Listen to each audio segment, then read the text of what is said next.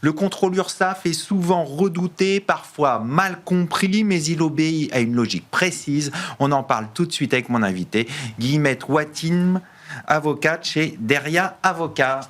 Guillemette, bonjour. Bonjour Arnaud. Alors on va parler ensemble du contrôle URSSAF. La première question que j'ai envie de vous poser, c'est comment se déclenche un contrôle URSSAF ? Alors déjà, il existe plusieurs types de contrôles. Le premier auquel on va penser, c'est le contrôle comptable d'assiette, c'est-à-dire l'inspecteur qui va venir dans votre entreprise. Il va se déclencher avec l'envoi d'un avis de contrôle adressé au représentant légal de votre entreprise 30 jours minimum avant la date de début du contrôle.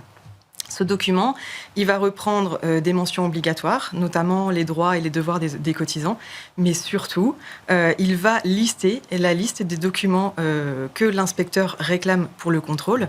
C'est quoi ces documents ? Alors, il faut avoir une liste, il faut avoir une lecture attentive de ces documents parce que justement, ça va être des éléments comptables, des éléments de paye, de contrat, tout ce qui est lié au contrôle. Et ça va être une lecture attentive parce que ça va vous permettre de voir quels vont être les thèmes abordés.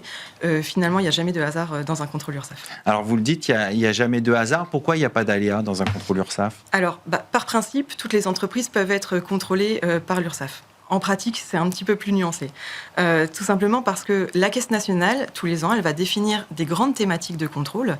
Et ensuite, les URSSAF régionales vont affiner ces thématiques pour se coller en fait à la réalité locale. Typiquement, si le contrôle est mis, si l'option est mise sur la réduction générale des cotisations et que votre entreprise bénéficie largement de ces exonérations, il y a fort à parier que votre entreprise fera partie de la liste des entreprises contrôlées cette année-là. D'accord. Bon, on en sait plus sur le déclenchement d'un contrôle URSSAF, l'absence d'aléa. Maintenant, quelles sont les étapes clés du contrôle ? Alors, première étape, je l'ai dit, c'est l'envoi de l'avis de contrôle. Vient ensuite la visite de l'inspecteur, qui va venir constater si vous avez appliqué la législation convenablement.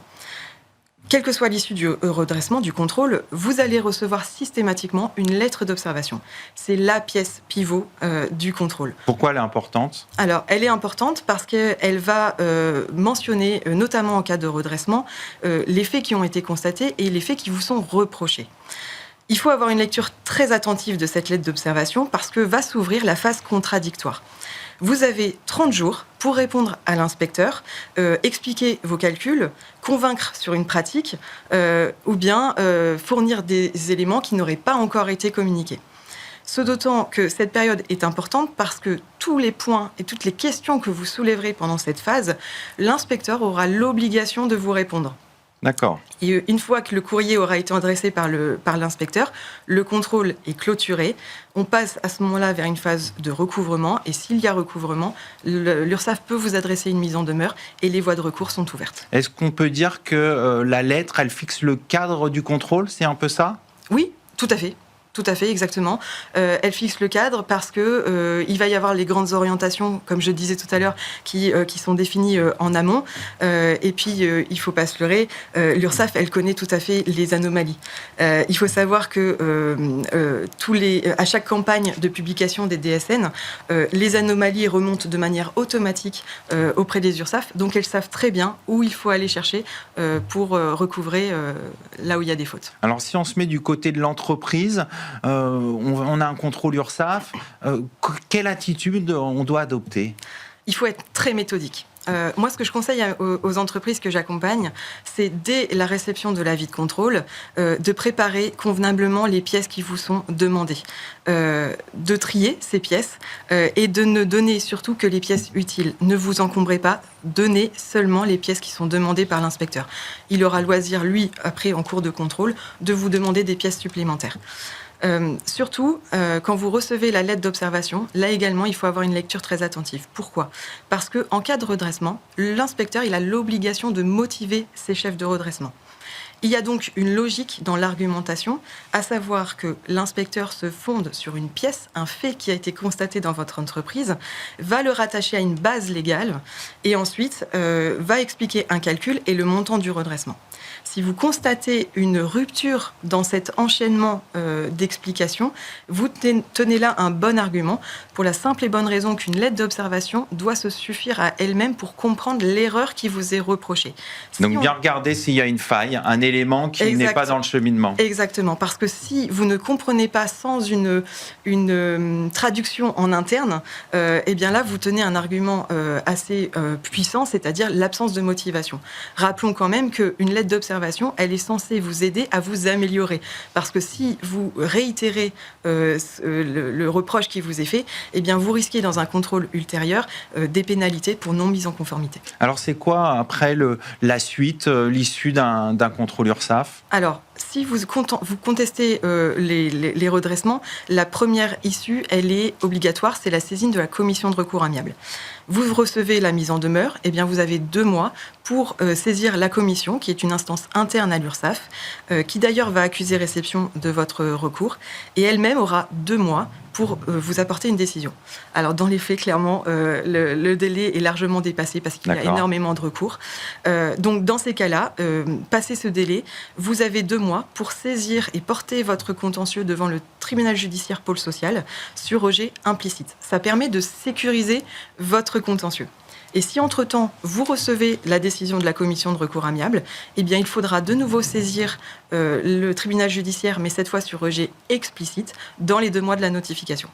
Il faut avoir conscience, d'ores et déjà, et je le dis tout de suite, que la procédure est très longue. Il y a des juridictions... Ça peut attendre combien de temps ? Ça peut aller entre 1 et 2 ans, voire plus, selon les juridictions. Donc, ce qui est important de noter, et c'est un point d'ailleurs essentiel que je dis aux clients que j'accompagne, c'est que quand vous saisissez la CRA, attention à votre motivation.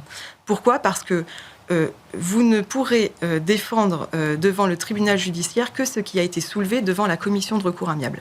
D'accord. Donc, ce que je conseille systématiquement, c'est lors de la saisine de la commission, indiquer clairement que vous contestez l'intégralité du redressement, tant la forme que le fond, ce qui vous permet a posteriori devant le tribunal judiciaire, eh bien de développer les arguments qui potentiellement n'auraient pas été faits devant la commission. Et notamment si vous prenez un avocat, ça lui laisse le champ libre pour trouver des arguments que potentiellement vous n'auriez pas encore trouvés. Alors, est-ce qu'on doit payer malgré tout le redressement si on conteste devant le tribunal ? Alors non, ce n'est pas obligatoire. Par contre, il faut connaître les risques. Pourquoi ? Parce que pour se préserver de la prescription, l'URSSAF, quand bien même il y aurait un contentieux en cours, est tout à fait en droit de vous adresser une contrainte. Dans ces cas-là, il faut saisir le tribunal judiciaire dans les 15 jours de la signification pour arrêter toute forme de redressement forcé. Par ailleurs, si vous ne payez pas non plus les cotisations lors de l'envoi de la mise en demeure, eh bien, les majorations de retard continuent de courir. D'accord. Voilà, donc ce que je conseille à mes clients, c'est toujours, s'ils le peuvent, c'est de régler cette mise en demeure. Il y a aussi un intérêt à plus ou moins long terme, c'est que si vous obtenez gain de cause devant le tribunal judiciaire, vous pourrez demander la condamnation de l'URSSAF au paiement des intérêts légaux. Et ça, c'est important. D'accord. Donc, réagir aussi rapidement, j'imagine. Oui, complètement. Réagir rapidement parce que vous avez, ce que je disais, vous avez 2 mois pour saisir la commission de recours amiable. L'idéal, c'est de payer tout de suite. Par contre, merci de le souligner, c'est important aussi, quand vous saisissez la CRA, d'indiquer que si vous réglez la mise en demeure, c'est uniquement pour arrêter le cours des majorations de retard, mais par contre, vous maintenez bien la contestation devant la commission. On va conclure là-dessus. Merci Guillemette Watine, avocate au sein de Deria Avocat. Merci à vous. C'est la fin de ce Lex Inside. Merci de votre fidélité. Restez curieux et informés. À demain sur Be Smart for Chain.